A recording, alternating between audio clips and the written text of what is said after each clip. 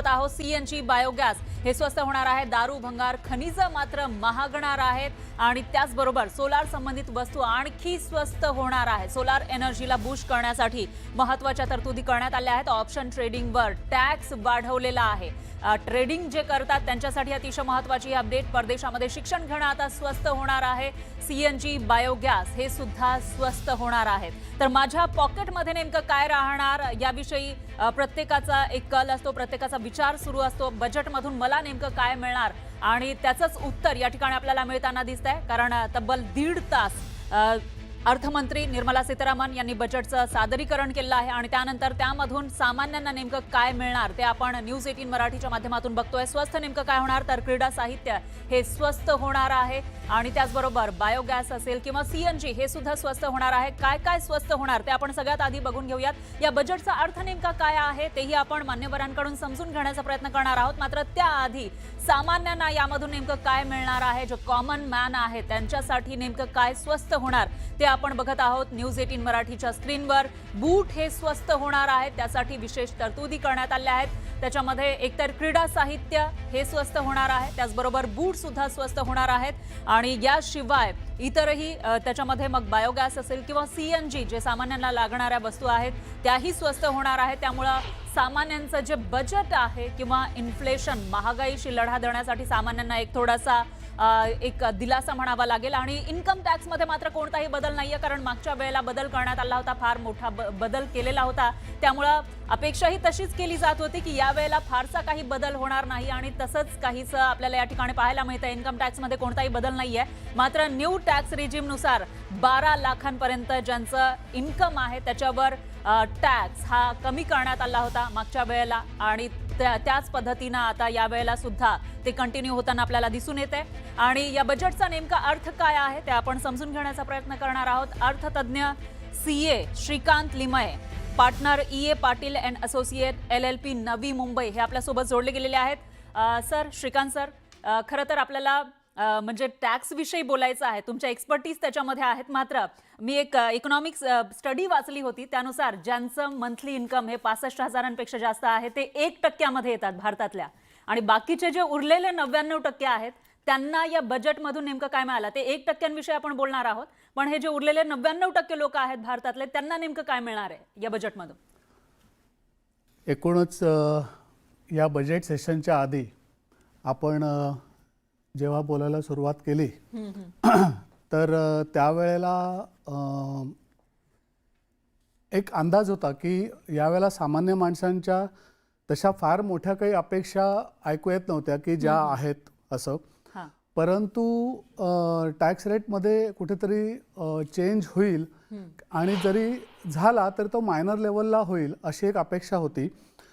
Mainly त्याच्यामध्ये गेल्या वर्षीच्या बजेटमध्ये तुम्ही सांगितलं त्याप्रमाणे 12 लाखापर्यंत हा त्यांनी टॅक्सवरती रिबेट दिलेलाच होता। त्यामुळे मगाशी मी म्हटलं त्याप्रमाणे 1 लाखापर्यंतचं मंथली इन्कम हे आज सामान्य माणसासाठी नक्कीच कन्सिडरेबल फिगर आहे, ज्याच्यामधनं त्याचा घराचा हप्ता, इतर खर्च आणि अजून कुठला अगदी शैक्षणिक हप्ता जरी असेल तरी तो भागवला जाऊ शकतो फ्युचर तरतुदीसाठी। तर या बॅकग्राऊंडवरती एक अशी फक्त एक सामान्य नागरिकांकडे एक अपेक्षा होती की आम्हाला मोबाईलवरती खर्च होतो, लॅपटॉपवरती खर्च होतो, कम्प्युटर, ट्रॅव्हलिंग, त्यामुळे स्टँडर्ड डिडक्शन नाही, एज्युकेशनपेक्षा जे नोकरी करण्याकरता आम्हाला जो खर्च येतो जो ट्रॅव्हलिंगचा आहे तो, तर हा स्टँडर्ड डिडक्शनचा जो रेट आहे तो आता 75,000 आहे, तो तरी किमान 1 लाखापर्यंत किंवा 1.5 लाखापर्यंत गव्हर्नमेंटने वाढवावा अशी एक मियर अपेक्षा साधारणतः लोकांकडनं एक अपेक्षित होती। परंतु एक अंदाज होता की यावेळेला सामान्य माणसांच्यासाठी टॅक्स रेटमध्ये तशी फार मोठी काही चेंज होणार नाहीत। आणि मी म्हटलं असं की लोकांच्याही फार अपेक्षा नव्हत्या, पण एवढं एक छोटीशी अपेक्षा जरी झाली असती तरी सामान्य माणसाला ह्या बजेटमधनं काहीतरी मिळालं असं कळलं असतं। पण इनडायरेक्ट टॅक्स मध्ये काही बदल करण्यात आले आहेत, त्याचा कसा फायदा होऊ शकतो? इनडायरेक्ट टॅक्समध्ये बदल केलेत, पण त्याच्यामध्ये तुम्ही जर ऑब्झर्व केलं असेल तर एक मुद्दाम विषयाला टच करतो की फ्युचर ऑप्शन्स आणि डेरिव्हेटिव्हज याच्यावरती त्यांनी सिक्युरिटी ट्रान्झॅक्शन टॅक्स जो आहे तो वाढवणार आहे, गुंतवणूकदार आहेत त्यांच्यासाठी फायद्याचं। आणि मुळात त्याच्यामध्ये गव्हर्नमेंटला क्लिअर इंडिकेशन द्यायचं आहे की तुम्ही इन्व्हेस्टमेंट शेअर मार्केटमध्ये करताना ही डिलिव्हरी बेस करा, लॉंग टर्म करा, शॉर्ट टर्मसाठी करू नका। फ्युचर ऑप्शन्स डेरिव्हेटिव्हच्या मागे जाऊन तुम्ही कदाचित त्याच्यामध्ये पैसे कमवता का नाही कमवता हा वेगळा भाग आहे, पण त्याच्यामागे जायच्याऐवजी तुम्ही मार्केट स्टेबल राहील ह्या दृष्टिकोनातून तुम्ही इन्व्हेस्टमेंट करा. सो ह्या बॅकग्राऊंडवरती त्यांनी STT कुठेतरी चार्ज फ्युचर ऑप्शन्सच्या ट्रान्झॅक्शनवरती करायला घेतलाय. आणि इनडायरेक्ट टॅक्सेशनमध्ये जसं महत्पासून आपण बघतोय टीव्हीवरती की महाग काय झालं आणि स्वस्त काय झालं.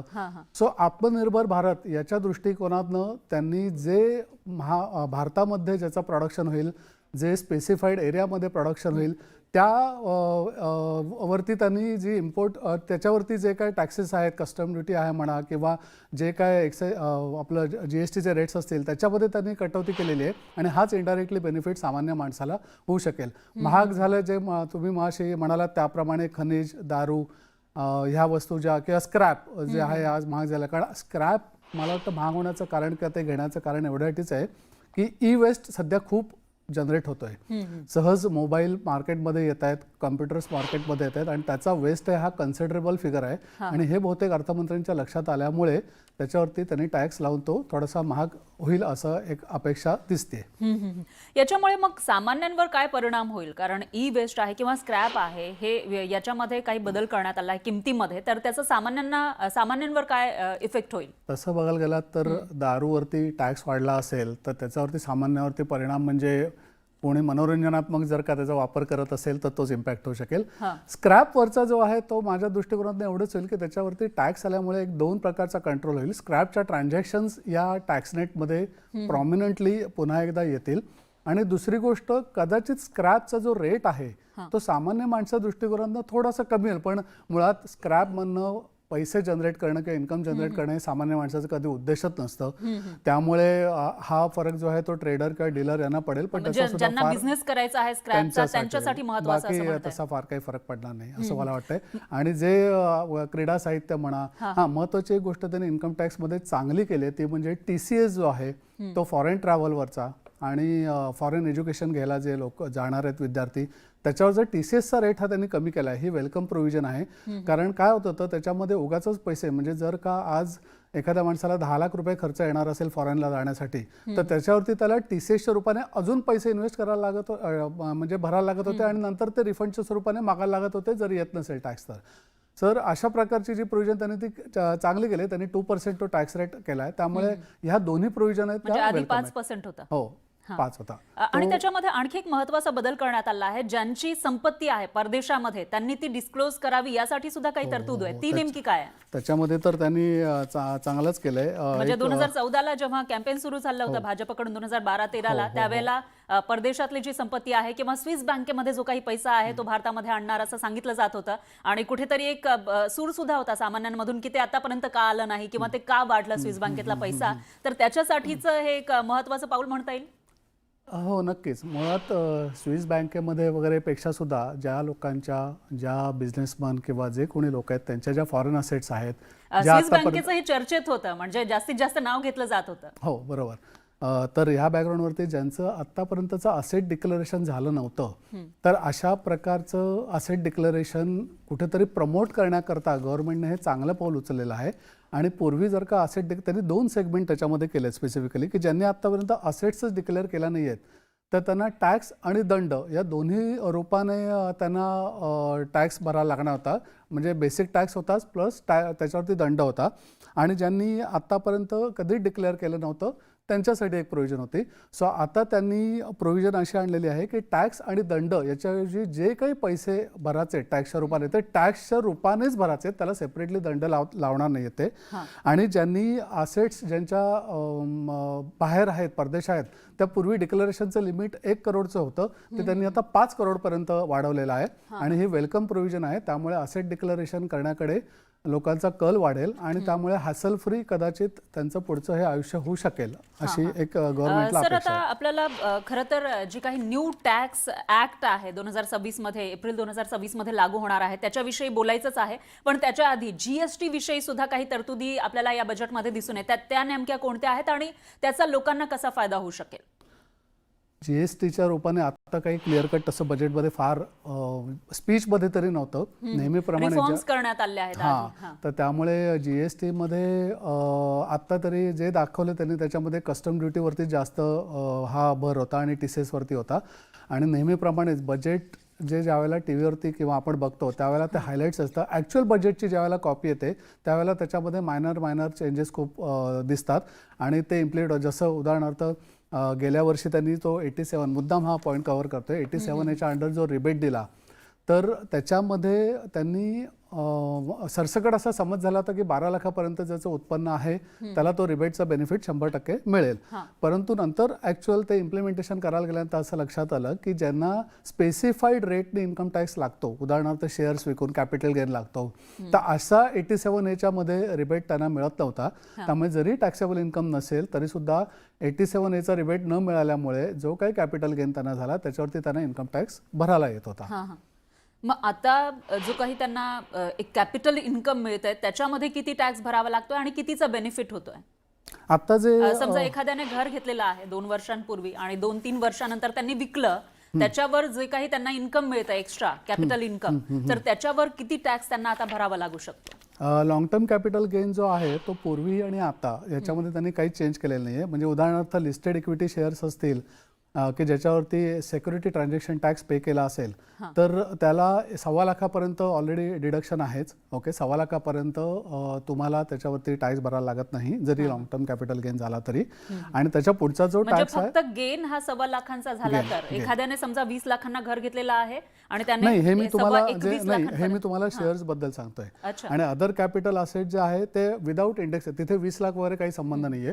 म्हणजे मी तुम्ही विचारलेल्या प्रश्नाचं उत्तर टप्प्याटप्प्यात देत होतो. इक्विटी शेअर्स वरती 1.25 लाखाचं तुम्हाला एक्झम्पशन आहे. म्हणजे एखाद्या मनुष्य ज्यावेळेला शेअर्समध्ये डील करतो त्यावेळेला त्याला जर का वर्षभरामध्ये 1.25 लाख रुपयाचं जर का इन्कम झालं, प्रॉफिट झालं, तर त्याच्यावरती त्याला टॅक्स येणार नाही. 5 लाख इन्व्हेस्ट केले आणि त्यांना 6.5 लाख मिळाले असं आपल्याला म्हणता येईल. म्हणजे त्यांनी काढले मार्केटमधून, तर त्याच्यामध्ये त्याला फायदा झाला आहे 1.5 लाखाचा. 1.5 लाखाचा आलाय, तर त्याच्यावरती 1.25 लाख पहिलं जे आहे ते एक्झम्पशन आहे. किंवा आपण तुमचंच उदाहरण घेतलं तर 5 लाख इन्व्हेस्ट केलेत आणि मिळताना 6 लाख मिळालेत, तर तो 1 लाख जो आहे त्याच्यावरती लॉंग टर्म कॅपिटल गेन येणार नाही आणि उरलेला जो आहे त्याच्यावरती 12.5% येईल जर 1.25 लाखापेक्षा जास्त तुम्हाला कॅपिटल गेन झालं तर. त्याच्यानंतर लँड अँड बिल्डिंग जर का विकले, म्हणजे तुमचा प्रश्न होता घर, तर ते जर का विकलं असेल तर गेल्या वर्षीच्या बजेटमध्ये जी प्रोव्हिजन आली त्याप्रमाणे 12.5% हा रेट विदाऊट इंडेक्सेशन आहे. इंडेक्सेशनचा बेनिफिट आता त्यांनी काढून टाकलेला आहे. त्यामुळे पूर्वी जो रेट 20% होता तो आता त्यांनी गेल्या वर्षीपासून 12.5% केलेला आहे. हे लॉंग टर्मसाठी आहे. आणि शॉर्ट टर्मसाठी जे शॉर्ट टर्मचा अर्थ 1 वर्षाच्या आत जर का विकलं असेल तर listed equity shares, equity oriented funds आणि युनिट्स हे जर विकले आणि त्याच्यावरती शॉर्ट टर्म कॅपिटल गेन झाला तर त्याचा टॅक्स रेट हा 20% आहे. शेअर्स आणि म्युच्युअल फंड किंवा डेप्ट फंड यातनं जर का शॉर्ट टर्म कॅपिटल गेन झाला तर तो तुमच्या नॉर्मल उत्पन्नामध्ये ऍड होतो आणि ज्या स्लॅबमध्ये तुम्ही असाल, समज 10%च्या स्लॅबमध्ये असाल तर 10%, 15%च्या स्लॅबमध्ये असाल तर 15% एवढा टॅक्स तुम्हाला येतो. आणि याच्यामध्ये आता जे बिझनेसमॅन आहेत, म्हणजे जे बिझनेस करणारे आहेत, उद्योजक आहेत, त्यांच्यासाठी नेमका काय फायदा होणार आहे? जसं एक बजेटच्या सुरुवातीलाच अर्थमंत्र्यांनी सांगितलं की एक फिअर फ्री असं त्यांना एक वातावरण भारतामध्ये तयार करायचं आहे आणि त्यामुळे कंप्लायन्सेसच्या व्यापार करण्यासाठी सो कंप्लायन्सेसमध्ये जे काही त्यांना अडथळे येत होते तर त्या दृष्टिकोनातनं त्यांचा प्रयत्न एक आहे की बिझनेसमन हा कम्फर्टेबली भारतामध्ये कसा बिझनेस करू शकेल. सो त्यांनी कंप्लायन्सेस ज्या वेळेला गेल्या वर्षी म्हणजे मुद्दाम मी इथे सांगू इच्छिन की इन्कम टॅक्स ॲक्ट 1961 जो होता आणि गेल्या वर्षी ज्यावेळेला इन्कम टॅक्स ॲक्ट 2025 त्याने इंट्रोड्यूस केला, जो मार्च 25 मध्ये बिल पास झालं गेल्या वर्षी, तर त्याच्यामध्ये त्यांनी किती चेंजेस केले होते. एक म्हणजे कॉमन माणसाला एक नेहमी गोंधळात टाकणारा जो प्रश्न होता, जो आम्हाला नेहमी आला असे की विचारतो, ते म्हणजे फायनान्शियल इयर आणि असेसमेंट इयर. हे 2 इयर असे स्पेसिफाय केलेले होते इन्कम टॅक्स ॲक्टमध्ये. ते आता नवीन इन्कम टॅक्स ॲक्ट जो आता 1 एप्रिल 2026 पासून चालू होईल त्याच्यामध्ये फायनान्शियल इयर आणि असेसमेंट इयर अशी कन्सेप्ट नसेल, त्याच्यामध्ये टॅक्स इयर असं एक सिंपल वर्डिंग त्यांनी यूज केलेलं असेल. सो इथून पुढे 1 एप्रिल 2026 नंतर जेवढ्या इन्कम टॅक्सच्या नोटिसेस येतील त्याच्यामध्ये टॅक्स इयर असा शब्द वापरलेला असेल. मग टॅक्स इयर 25-26 असा शब्द वापरला की त्याचा अर्थ हा जो काही नोटीस आहे ती 25-26 वर्षासाठी आहे. त्याच्यानंतर 1961 सालचा जो इन्कम टॅक्स ॲक्ट होता त्याच्यामध्ये जवळजवळ 800 पेक्षा जास्त सेक्शन्स होते. ते 2025च्या इन्कम टॅक्स ॲक्टमध्ये त्यांनी रेड्यूस करून 536 पर्यंत खाली आणलेले आहेत. आत्तापर्यंत 45 वेळा अमेंडमेंट या जुन्या इन्कम टॅक्स ॲक्टमध्ये होऊन जवळजवळ 40,000च्या वरती प्रोव्हिजन्स ह्या बदलल्या गेल्या होत्या. त्या सगळ्या त्यांनी आता जुन्या इन्कम टॅक्स ॲक्ट गेल्यामुळे काढून टाकल्यात. नंतर नंबर ऑफ चॅप्टर्स जे जुन्या ॲक्टमध्ये 47 होते ते नवीन इन्कम टॅक्स ॲक्टमध्ये 23 आहेत टोटल. त्याच्यानंतर TDSचा जो सेक्शन होता तो पर्टिक्युलरली 192 to 194T असं टेक्निकल मी भाषेत थोडंसं सांगतोय पण बिझनेसमन लोकांना लगेच समजेल. सो TDSचे सेक्शन 192 to 194T पर्यंत होते. ते सगळे काढून त्यांनी नवीन इन्कम टॅक्स ॲक्टमध्ये सेक्शन 393च्या अंडर आणले. म्हणजे 393च्या अंडर काढण्याचा प्रयत्न केला. पण आजच्या भाषणामध्ये परत त्यांनी काही जे सेक्शनचा उल्लेख केला तो 194C मॅनपॉवर सप्लाय याच्यावरती TDS जो येईल तो 194C मध्ये कव्हर केला आहे. सो कुठेतरी माझं म्हणजे बजेट जे काय आत्ता ऐकलंय त्याच्यावर असं लक्षात आलं की असं एक अपेक्षा होती की जे लास्ट इयरला सांगितलं की पुढल्या वर्षी नवीन इन्कम टॅक्स ॲक्ट येईल सो त्याला सुसंगत त्यांनी ज्या काही गोष्टी घेतल्या त्या पुढे मांडल्या जातील. पण परत 194Cचा आज उल्लेख आल्यानंतर तो का आलाय हे पूर्ण बजेटची कॉपी कन्फ्युजन नाही वाढलंय. त्याच्यामध्ये क्लॅरिटी का अजून आले नाही. हा म्हणजे जर 393 हा आता पूर्ण TDS साठी सेक्शन जर का केला असेल तर हे सेक्शन सगळे आता 194 मध्ये याच्याऐवजी 393 मध्ये जायला पाहिजे. पण याच्यावरती क्लिअर कॉमेंट आपण पूर्ण बजेट वाचल्यानंतरच कळू शकेल. बरोबर आहे सर. एकूणच जे जीएसटीची कॉम्प्लेक्सिटी होती ती कमी झाली का याच्याविषयी मला तुम्हाला विचारायचं आहे. आणि दुसरं म्हणजे जे मागच्या वेळेला न्यू टॅक्स रिजिम अंतर्गत 12 लाखांवर टॅक्स रिबेट दिला होता त्याच्याविषयी सुद्धा विचारायचं आहे.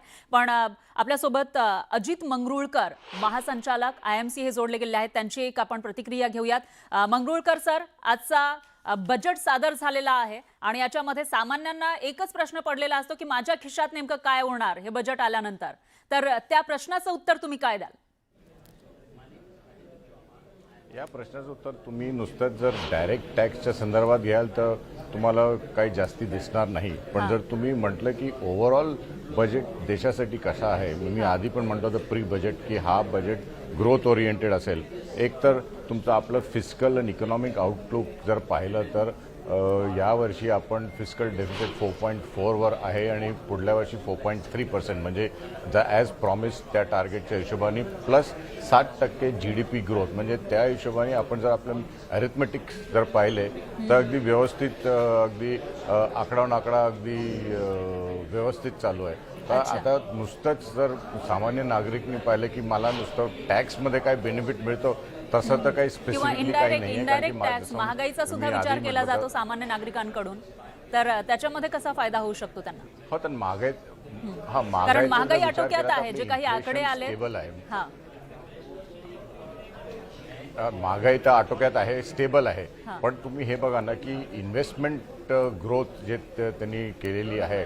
आता एक तर कॅपिटल एक्सपेंडिचरमध्ये 12.2 लाख करोडचं जे आउटले केलं आहे त्याच्यामध्ये इन्व्हेस्टमेंट जे करणार आहे त्याच्यात एक तर आपलं ओव्हरऑल इन्फ्रास्ट्रक्चर व्यवस्थित होणार आहे, त्याच्यावर जॉब फॅसिलिटीज क्रिएट होणार आहे आणि एकंदर स्टँडर्ड ऑफ लिव्हिंग भारताचं वाढणार आहे. म्हणजे ईज ऑफ डुईंग बिझनेस किंवा ईज ऑफ लिव्हिंग ते जर एकंदर वाढलं तर सामान्य माणसाला तो एक मोठा फरक जाणवतो ना. जर तुमच्याकडे रस्ते झाले, रेल्वे झाले, मेट्रोज झाले तर आपले एकंदर क्वालिटी ऑफ लाईफ वाढते. जरी आपण नुसतं आकडे नाही पाहिले की आपले टॅक्समध्ये किती आपल्याला म्हणजे बचाव झाला आहे. आणि दुसरं जर पाहिलं तर आपल्या MSMEसाठी पण त्यांनी एक कॅपिटल आउटले ठेवलेला आहे. एक बायोफार्मासाठी कॅपिटल आउटले केला आहे. तर हा जर बजेट एकंदर पाहायला गेला तर एक इन्क्लुझिव्ह बजेट आहे. एक स्पेसिफिक एका सेक्टरसाठी किंवा स्पेसिफिक एका गटासाठी काही फायदेशीर नाही, पण एकंदर देशासाठी हा फायदेशीर बजेट आहे. आणि एकंदर म्हणजे एक सारखी एक धास्ती असायची की कंप्लायन्स आणि अथॉरिटीजचं जे आपल्यावर प्रेशर असायचं तो जर आता या बजेटमध्ये असं दिसून येतोय की जरा इज ऑफ झाला आहे. की आता इन्स्टेड ऑफ काय म्हणतात त्याला मेकिंग फाईन्स, त्याच्यावर तुम्ही नुसतं पेनल्टी भरा आणि तुमचं जे काही टॅक्स इश्यूज आहेत ते तुम्ही सॉर्ट आउट करू शकता. तर एकंदर एक दृष्टिकोनच जरा वेगळ्या तरीकेचा घेतला आहे या बजेटमध्ये. एकूणच तुम्ही आता ईज ऑफ डुईंग बिझनेस विषयी बोललात मंगरुळकर सर, मात्र त्याच वेळेला स्पीड ऑफ डुईंग बिझनेस हा सुद्धा एक महत्त्वाचा मुद्दा असतो बिझनेसमॅनच्या दृष्टीनं किंवा जे काही स्टार्टअप सुरू होत आहेत त्यांच्या दृष्टीनं. तर तसं काही तुम्हाला या बजेटमधून दिसतंय? स्पीड ऑफ डुईंग जरा बिझनेस, परत रिपीट कराल का? काय ऐकू आलं नाही मला. ईज ऑफ बिझनेस डुईंग हे तुम्ही बोललात, मात्र त्याच वेळेला ज्यांना आता बिझनेस सुरू करायचा आहे, या क्षेत्रामध्ये उतरायचं आहे, त्यांच्यासाठी स्पीड ऑफ डुईंग बिझनेस हा एक महत्त्वाचा मुद्दा असतो. तर ते तुम्हाला येत्या काळामध्ये होईल असं दिसतंय का? नक्कीच, कारण की जर तुम्ही पाहिलं इकडे की ईज ऑफ डुईंग बिझनेसमध्ये तुम्ही जर तुम्ही स्किल्स म्हणाले, बरोबर? गती स्पीड प्रश्न काय म्हटलं? Speed of doing business. Speed of doing business. Okay, speed of doing business ते ऑफकोर्स ग्राउंड रियालिटी जे आपण ज्या लोकांशी डील करतो त्यांच्यापर्यंत हे पोचलं पाहिजे आणि त्यांच्यापर्यंत हे पोचलं तर definitely speed of doing business पण वाढेल. पण एकंदर गव्हर्नमेंटचं जे एक दृष्टिकोन आहे ते मी असं समजतो की खालच्या लेवलपर्यंत पण तो दृष्टिकोन अगदी पोचला जाईल आहे. आणि स्पीड ऑफ डुईंग बिझनेस जरी आपल्याला रायटिंगमध्ये कुठे दिसत नाही आहे तरी एकंदर गव्हर्नमेंटचं जे अप्रोच जे थ्रस्ट आहे त्या हिशोबाने स्पीड ऑफ डुईंग बिझनेस पण वाढेल. आता एक मेडिकल फील्डसाठी सुद्धा काही दिलासा देण्याचा प्रयत्न सरकारकडून झालेला आहे. तुम्हाला काय वाटतं यामुळं किती लोकांना फायदा होऊ शकेल? कारण काही औषधांवरची इम्पोर्ट फी कमी करण्यात आलेली आहे आणि दिलासा देण्याचा प्रयत्न एकूणच सरकारनं केला आहे. एक तर तो बायोफार्मावर जो आउटले आपण दिलेला आहे या बजेटमध्ये, प्लस आयुर्वेदासाठी पण एम्फसिस दिला आहे.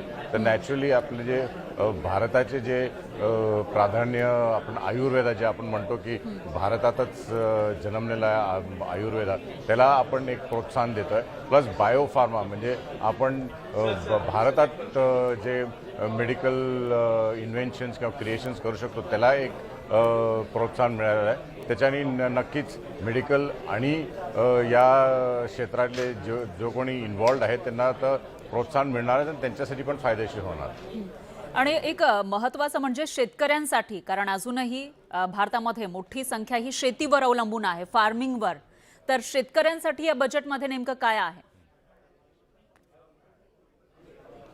आता शेतकऱ्यांसाठी नेमकं या बजेटमध्ये काय आता म्हणतो ना, फाईन प्रिंट वाचावं लागेल. तेच ॲग्रिकल्चर तर डेफिनेटली इन्क्लूड झालंच आहे. स्पेसिफिकली मला आत्ता या अनाऊन्समेंटमध्ये इतकं काही आढळत नाही आहे, पण डेफिनेटली जेव्हा आपण डिटेलमध्ये बजेट वाचू तेव्हा शेतकऱ्यांसाठी पण डेफिनेटली याच्यात काहीतरी त्यांनी काढलं असेल डेफिनेटली. म्हणजे ते तुम्ही ऑल इन्क्लुझिव्ह जेव्हा मी म्हणतो त्या सगळ्या क्षेत्रांना हे बेनिफिशियल आहे. नुसतं एक्झॅक्टली आता डिटेलमध्ये गेल्यानंतरच आपल्याला कळेल. हां, पण मंगरुळकर सर, ज्या राज्यांमध्ये नेहमीच याविषयी बोललं जातं, ज्या राज्यांमध्ये निवडणुका असतात त्यांना जास्तीचं मिळतं बजेटमधून, तर यावेळेला दक्षिणेकडची राज्य असतील किंवा नॉर्थ ईस्ट असेल, वेस्ट बेंगॉल असेल, यांना किती काय मिळतंय, कशा पद्धतीनं त्यांच्यासाठी तरतुदी करण्यात आल्यात? माझ्या दृष्टिकोनाने ही अगदी चुकीची समजूत आहे की जिथे आपण इलेक्शन घेतो तिथेच बजेट फेवरेबल असतं, असं काही नाही आहे. तुम्ही जर हा बजेट पाहिला तर ओव्हरऑल ग्रोथसाठी आहे. असं कुठेही आढळून दिसत नाही की बंगालमध्ये इलेक्शन आहे किंवा साऊथमध्ये इलेक्शन आहे म्हणून आपण त्या हिशोबाने करणार. आणि एकंदर तुम्ही पाहिलं असेल या गव्हर्नमेंटनी कधीही इतक्या वर्षात, म्हणजे हा FM चा 9वा बजेट असेल, कुठेही असं वाटलं नाही की जिथे इलेक्शन आहेत त्याच क्षेत्राला किंवा त्याच एरियाचा आम्ही बेनिफिट करू. तर हा पूर्ण भारताचा बजेट आहे. मी ही चुकीची समजूत आहे. आपण खरं हे आता थांबवलं पाहिजे या प्रकारचा विचार करणं. मंगरुळकर सर, आता तुमच्या या मताशी सामान्य लोक किती सहमत आहेत ते बघावं लागेल. मी तुमच्याकडे पुन्हा एकदा येते. यानंतर आपण जाऊयात लिमये सरांकडे. CA आपल्यासोबत बसलेले आहे स्टुडिओमध्ये. लिमये सर, तुमच्याकडे शेतकऱ्यांना नेमकं काय मिळणार याविषयी तुम्ही काही पॉईंट्स काढलेले होते या बजेटमधून, काय सांगाल? एक दोन गोष्टी मला प्रकर्षाने या बजेटमध्ये जाणवल्या. जसं आता मंगरुळकर सर पण म्हणाले की हे बजेट हे ओव्हरऑल बजेट आहे. इनफॅक्ट या गव्हर्नमेंटचं जर का वैशिष्ट्य पाहिलं असेल तर ते सर्वसमावेशक गोष्टी कव्हर करायचा प्रयत्न करतात. कुठल्याही माणसाला म्हणजे गेल्या वर्षी जर का 12 लाखापर्यंतचं एक्झम्पशन जे काय डिडक्शन टॅक्स रिबेट दिला एवढं जर का स्ट्रेट गेल्या वर्षी त्यांनी दिलेलं सोडलेलं पाहिलं तर आत्तापर्यंत त्यांनी जे काय दिले ते लोकांना बेनिफिट मिळेल, पण तो इनडायरेक्टली मिळेल, डायरेक्ट पैशाच्या स्वरूपाने मिळेल असं नाही. तर शेतकऱ्यांच्या दृष्टिकोनातनं 2-3 गोष्टी मला लक्षात आल्या. एक म्हणजे मेगा टेक्स्टाईल पार्क भारतामध्ये चालू केला जाणार आहे. सो इनडायरेक्टली कुठेतरी जे फार्मर्स टेक्स्टाईलशी रिलेटेड आज कल्टिवेशन करतायत किंवा क्रॉप कल्टिवेशन ज्यांचं आहे त्यांना हा बेनिफिट होणार आहे. आणि अजून एक आपल्या कोकणातल्या लोकांसाठी एक चांगला बजेटमध्ये ज्याचा उल्लेख केला गेला ते म्हणजे कोकोनट आणि कॅश्यू. ओके, जर का आज पूर्ण तुम्ही कोकण परिसर तळ कोकणापासून ते मुंबईपर्यंत पाहिलं तर आता मुंबईच्या जवळ तर शेती नाही राहिलेली किंवा हे प्रोडक्शन नाही राहिले, पण कोकोनट आणि कॅश्यूचा हा उल्लेख आपल्या नॅशनल बजेटमध्ये येणं हे म्हणजे कुठेतरी कोकणच्या कृषी क्षेत्राला एक प्रमोट करण्यासारखं आहे. आणि तिसरी गोष्ट त्यांनी अशी केली की टुरिझम सेंटर्स ते वाढवणार आहेत. त्यामुळे तो एक टुरिझम सेंटर हा सध्या आता बघाल तर अशा शहरांमधनं टुरिझम सेंटर तर नक्की नाही होणार. ऑफ सिटी जे क्षेत्र आहेत तिथेच टुरिझम वाढणार. त्यामुळे अशा प्रकारचं जे काही बेनिफिट आहे तो इनडायरेक्टली कुठेतरी शेतकऱ्यांच्या प्रोडक्टला होणार आहे. आज आपण कुठेही कोकणामध्ये किंवा गोव्यामध्ये कुठेही जर का आपण टुरिझमला अगदी केरळमध्ये जरी गेलो तर तिथल्या लोकल प्रॉडक्ट घेण्यावरती आपला कल असतो. सो हा इनडायरेक्टली एक बेनिफिट त्याच्यामध्ये होणार आहे. आणि महत्त्वाचं अजून एक त्यांनी गोष्ट जी लक्षात येते याच्यामध्ये ती म्हणजे वॉटरवेज मधनं ट्रान्सपोर्ट फॅसिलिटी वाढवणार आहेत आणि हाय स्पीड रेल्वे कॉरिडॉर हे 7 त्यांनी रिकमेंड केलेत. त्याच्यामध्ये मुंबई पुणे हा त्यांनी हाय स्पीड रेल कॉरिडॉर या बजेटमध्ये कव्हर केलाय. जे पुणे हैदराबाद हो पुणे हैदराबाद बरेच आहेत त्याच्यामध्ये 7 आहेत टोटल. सो त्यापैकी आपल्याशी रिलेटेड आता इमिजिएट जो आहे तो मुंबई पुणे. जे लोक रोज किंवा रेग्युलर पुणे मुंबई करतात त्यांना जे अमृतांजन ब्रिज आला की एक प्रकारची धडकीच आहे की तिथे ते ट्रॅफिक जाम होतं, त्यांच्यासाठी मला वाटतं रेल कॉरिडॉर हा खूप उपयोगी पडेल. आणि एकूणच जे काही आता इन्फ्रास्ट्रक्चर डेव्हलपमेंटसाठी जे पैसे कॅपेक्ससाठी जे ठेवलेले आहेत गव्हर्नमेंटने ते बेनिफिट होणार आहेत. पण आत्ताच्या घडीला तरी शेतकऱ्यांसाठी ह्या 2-3 गोष्टी दिसत आहेत. त्याच्यानंतर जे एआय टूल विषयी सुद्धा बहुभाषिक एआय टूल विषयी सुद्धा घोषणा हो, पण त्याच्याशी शेतकऱ्यांशी रिलेटेड अजून एक म्हणजे मत्स्यपालन ऍक्टिव्हिटीज त्यांनी 500 फिशरीज या अमृत जलाशय याच्या अंडर डेव्हलप करायचं ठरवलंय. सो जे फिशरीजमध्ये आहेत जे आज त्या सेगमेंटमध्ये पालघर आणि हे जे सेगमेंट आहेत आज तळ कोकण आहे किंवा वेस्टर्न साईड जी आहे आपली तिथे साऊथ साईड जी आहे कोचीन सारखा एरिया जिथे मत्स्यपालन म्हणजे समुद्र किनारे जेवढे आहेत तिथे आणि आपला बराचसा भाग हा समुद्र किनाऱ्याने आहे. त्यामुळे 500 आज जर का अमृत जलाशय जर का बजेटमध्ये असेल आणि त्याला जर का रिस्पॉन्स चांगला आला तर तीही ऍक्टिव्हिटी आज प्रमोट व्हायला एक चांगलं होणार आहे. एआय टूलच्या बाबतीमध्ये त्यांनी फार्मर्सना एक फार सुंदर घोषणा केली आहे की वेगवेगळ्या भाषांमध्ये एआय टूल उपलब्ध करून दिलं जाणार आहे. आणि त्यामुळे होणार आहे काय की महाराष्ट्रामधला जर का शेतकरी असेल तर त्याला मराठी म्हणणं, तमिळनाडूमधला असेल तर तमिळ म्हणणं, वेगवेगळ्या स्टेटमधल्या लोकांना त्यांच्या भाषेमध्ये एआय टूल दिल्यामुळे काय करायचं डू अँड डोंट्स या गोष्टी नक्की कळतील. आणि त्याचे बेनिफिट उद्या वेदर फोरकास्टिंग असेल किंवा जे आता ऑलरेडी आहेत चालू पण ते लोकल लँग्वेजमध्ये गेल्यामुळे अजून त्याचा एक वेगळा प्रकारचा फायदा होऊ शकेल. लिमये सर, आता बिझनेसमॅनच्या दृष्टीने किंवा जे एक इन्कम टॅक्स भरणारा डायरेक्ट इन्कम टॅक्स भरणारा जो एक सामान्य माणूस आहे, नोकरी करणारा व्यक्ती आहे, त्यांच्यासाठी तसे काही बदल केलेले नाही आहेत. पण जे नवीन रिजीम आहे ते यावर्षीपासून म्हणजे यावेळेला जेव्हा आपण टॅक्स फाईल करू त्यावेळेला आपल्याला त्याचं बेनिफिट मिळणार आहे 12 लाखांपर्यंत. तर ते नेमके काय आहे ते आपण पुन्हा एकदा आपल्या प्रेक्षकांना सांगूयात. अच्छा, गेल्या वर्षीच ही 12 लाखाची ऑलरेडी घोषणा झालेली होती. त्याच्यामध्ये परत सिम्प्लिफाईड करण्यासाठी सांगतो की मुद्दाम ओल्ड रिजिम आणि न्यू रिजिम काय ते सांगतो. पहिल्यांदा ओल्ड रिजिममध्ये तुम्ही जो काही टॅक्स स्लॅब आहेत ते 0 ते 2.5 लाख 0%, 2.5 लाख ते 5 लाख 5%, 5 लाख ते 10 लाख 20% आणि 10 लाखाच्या पुढे 30%. म्हणजे जुन्या स्कीममध्ये 0, 5, 20, 30 असे टॅक्स स्लॅब होते. याच्यामध्ये तुम्हाला section 80C under, section 80CC, 80CCC, 80CCD याच्या अंडर डिडक्शन्स मिळत होती. न्यू स्कीममध्ये त्यांनी फार एक चांगली गोष्ट केली ती म्हणजे टॅक्सचे स्लॅब जो पहिला 0 ते 2.5 होता तो 0 ते 4 केला. ओके, त्याच्यावरती टॅक्स नाही. त्याच्यानंतर जुन्या स्कीममध्ये 2.5 ते 5 होता ज्याच्यावरती 5% होता तो त्यांनी 4 ते 8 केला, त्याच्यावरती 5% टॅक्स.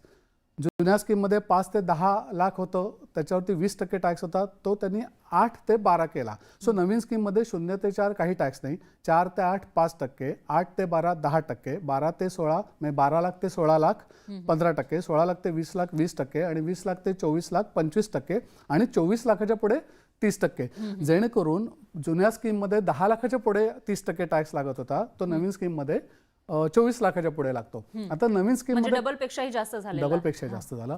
जुन्या स्कीम मध्ये अजून काय होतं तर तुम्हाला स्टँडर्ड डिडक्शन हे 50,000 होतं, नवीन स्कीम मध्ये हे 75,000 आहे. अच्छा. त्याच्यानंतर अजून एक फरक काय झाला, म्हणजे त्याच्यासाठी कोणतेही डॉक्युमेंट्स द्यावे लागणार नाही काय नाही. आणि नवीन स्कीम मध्ये काय आहे, तुम्हाला जे 80 सेक्शन 80C च्या अंडर म्हणजे PF, LIC, mutual fund investment, principal amount of the housing loan, ह्याची जी काही डिडक्शन्स मिळत होती ही नवीन स्कीममधनं काढून टाकली. पण तसं जर का बघाल तर नवीन स्कीमचं मुळातच टॅक्स स्लॅब हा त्यांनी 0 ते 4 लाख, जो जुन्या स्कीममध्ये 0 ते 2.5 लाख होता, म्हणजे थोडक्यात 2.5 लाख प्लस 1.5 लाख एवढं डिडक्शन 80C च्या अंडर होतं, म्हणजे थोडक्यात 0 ते 4च होत होतं. त्याच्याऐवजी त्यांनी नवीन स्कीम मध्ये 0 ते 4 0% आणला आणि 4 ते 8 5%, 8 ते 12 10%. मला वाटतं न्यू स्कीम ही खरोखर वेलकम प्रोव्हिजन आहे, जो बरोबर मधल्या स्लॅबमध्ये येतो ना 8 लाख किंवा 10 लाख वगैरे, ज्याला अननेसेसरीली गेल्या जुन्या स्कीममध्ये 5% डायरेक्ट 20%च्या स्लॅबमध्ये जायला लागत होतं, त्याला आता ग्रॅज्युअल 5%, 10%, 15%, 20% अशा टप्प्याटप्प्या. सो सामान्य माणसाला झटका एकदाच देणार नाही तर थोडं थोडं करून म्हणजे थोडक्यात जे एक मला जे आठवत आहे त्याप्रमाणे आर्य चाणक्यने एक म्हटलं होतं की टॅक्स कसा गोळा करावा, तर फुलातनं जसं मधमाशी मध गोळा करते की त्या फुलाला न दुखवता त्याप्रमाणे टॅक्स गोळा करावा, असं आर्य चाणक्यने एकदा याच्यामध्ये सांगितलेलं आहे, वाचनात आलेलं. सो तसं कुठेतरी ही न्यू स्कीम आली त्यावेळेला मला वाटलं की तुमचा इन्कम वाढला तर तुम्हाला टॅक्स जास्त भरायचा आहे. ओके, जर का इन्कम तुमचा पर्टिक्युलर स्लॅबमध्ये असेल तर डायरेक्ट 20 किंवा 30%च्या स्लॅबमध्ये जाऊ नका, तुम्ही 10, 15, 20 या स्लॅबमध्ये जा. याच्यामध्ये आणखी एक म्हणजे आता इन्कम टॅक्स ऍक्ट हा एप्रिल 2026 पासून, माफ करा, 26 पासून लागू होणार आहे. म्हणजे नेमके काय बदल होतील? आता कंप्लायन्सेसच्या बद्दल जे मगाशी पण मी सांगितलं, एक असं इकॉनॉमिक सर्वे किंवा एक काही PhD झालेल्या मुलांनी एक गव्हर्नमेंटला एक सादर केला होता डाटा. त्याच्यामध्ये असं लक्षात आलं होतं की कंप्लायन्सेस न केल्यामुळे किंवा कंप्लायन्सेसमध्ये त्रुटी राहिल्यामुळे लिटिगेशन्स वाढत आहेत आणि लिटिगेशन वाढल्यानंतर त्याचा जो इम्पॅक्ट आहे, ओके, तो विदहेल्ड होतोय, म्हणजे टॅक्स लोक भरत नाही आहेत किंवा ते लिटिगेशन चाललंय म्हणून ते पुढे गेलंय. तर ह्या पद्धतीने ती फिगर जवळजवळ 2% of the gross GDP, okay, एवढी आहे. आणि एखाद्या कंट्रीचा GDP हा 1% किंवा 1.5% वाढतो जमतेम वर्षभरामध्ये. आपल्याकडे लिटिगेशन्सच्या स्वरूपाने 2% जर का टोटल लिटिगेशन्सची मुळे जर का फिगर त्याच्यामध्ये स्टक होत असेल, ओके, तर ते कन्सिडरेबल होतं. आणि म्हणून या गव्हर्नमेंटचा उद्देश हा होता की नवीन इन्कम टॅक्स आणण्याचा, ऍक्ट आणण्याचा उद्देश हाच होता की कंप्लायन्सेस पार्ट सिम्प्लिफाईड करायच्या. प्रोव्हिजन्स कॉम्प्लिकेटेड झालेल्या आहेत.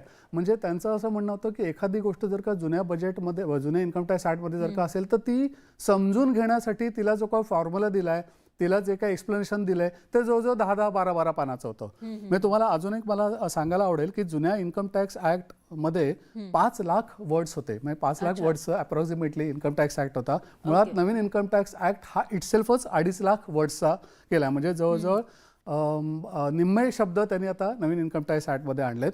नंतर 1200 प्रोव्हिजन्स आणि 900 एक्सप्लेनेशन्स ही नवीन इन्कम टॅक्स ऍक्टमधनं काढून टाकलेली आहेत. ओके, आणि बरेच छोटे छोटे चेंजेस, म्हणजे उदाहरणार्थ एखाद्या माणसाचे रिटर्न फाईल करायचे, ही बस मिस झाली असेल आणि त्यामुळे त्याला रिफंड मिळणार नसेल, तर इन्कम टॅक्स ऍक्टमध्ये त्यांनी त्या माणसाने रिटर्न फाईल करावं आणि रिफंड क्लेम करावा. किंवा जुन्या इन्कम टॅक्स ऍक्टमध्ये असं होतं की TDS रिटर्न फाईल केलं नाही तर लेट फी होती. ओके, आता no late filing fee under the new income tax act. Okay, हे जे काही न्यू कॅरेक्टरिस्टिक त्यांनी नवीन इन्कम टॅक्स ऍक्टमध्ये दिले होते ते खूप चांगले होते.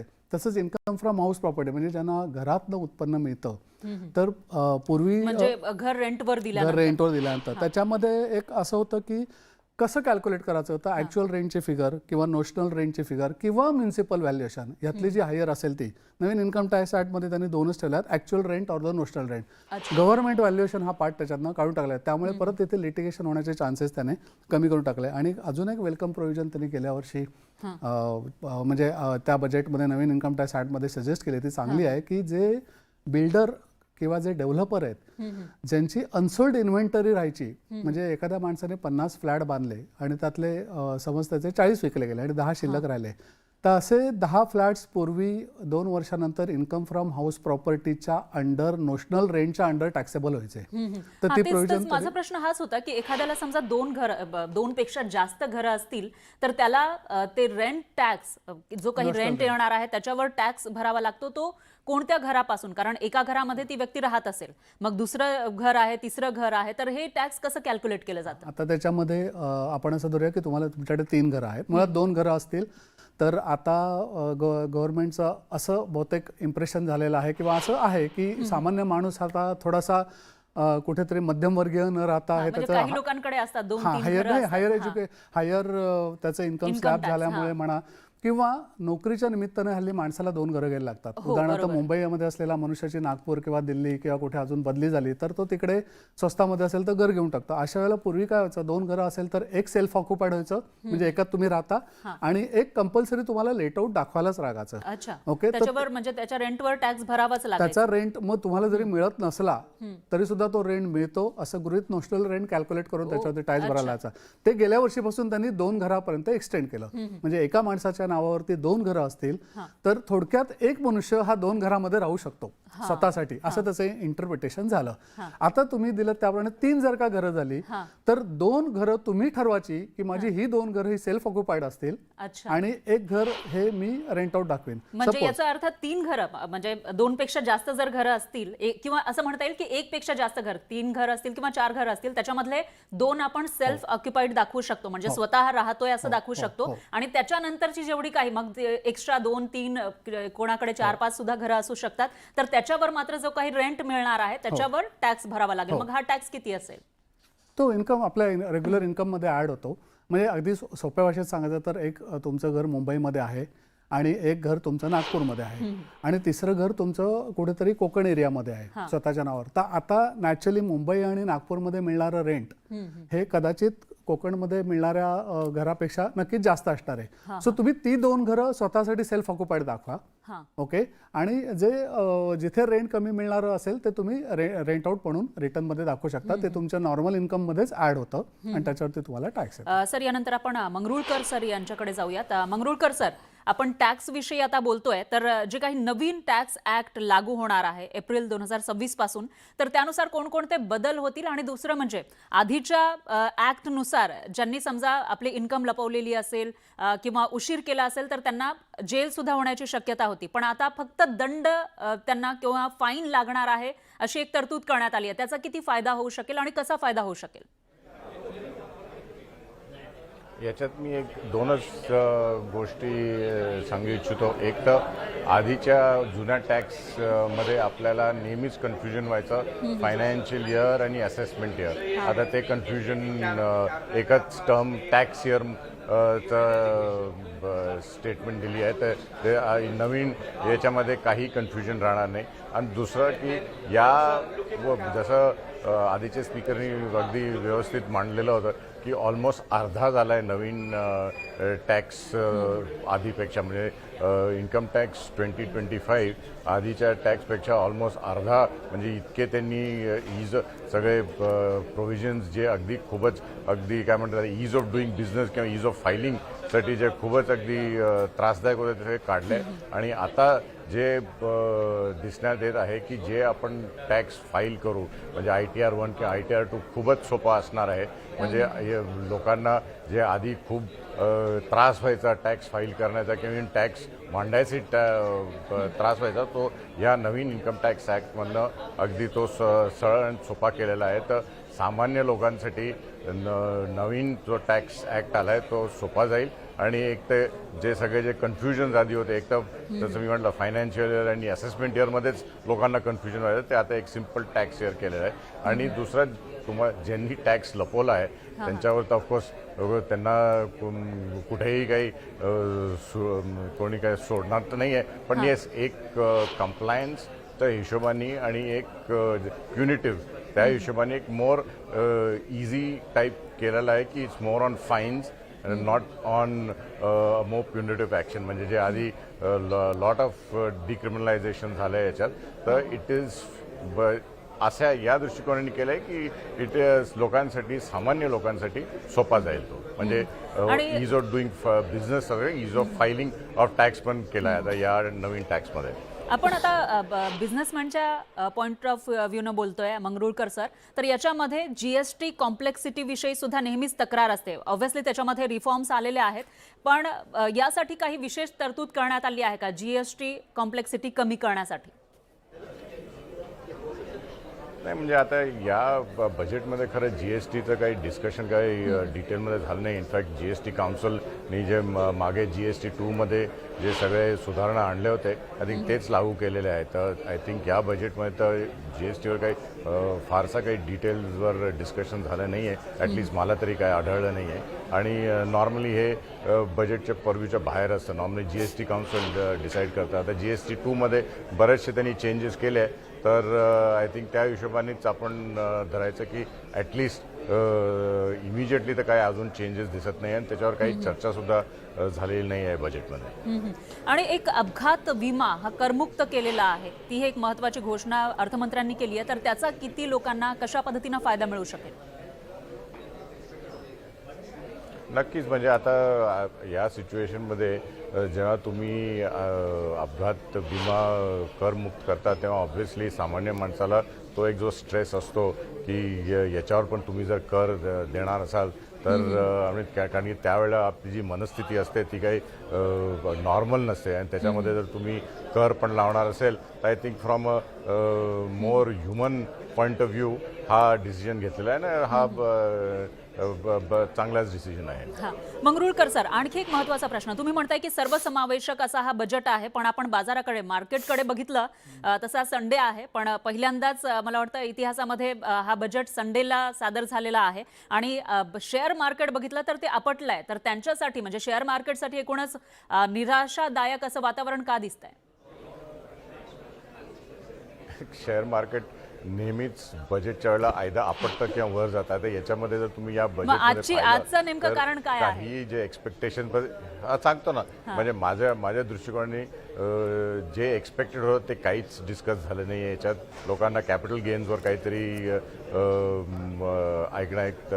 ऐकायचं होतं, त्याच्यावर काही बोलणं झालं नाही आहे. प्लस जे STTवर पण काहीतरी वाढ केला आहे त्यांनी, तर त्या हिशोबाने थोडा पडला आहे मार्केट. पण I think it is mainly की जे एक्सपेक्टेड होतं ते काहीच आलं नाही, म्हणून तो एक जरा निराशादायक रिॲक्शन आहे. पण ते आठवड्यात तो मार्केट पिकअप होईल. तर it is more reaction rather than काही त्याच्यात काय म्हणतात त्याला सबस्टँटिव्ह काही नाही आहे.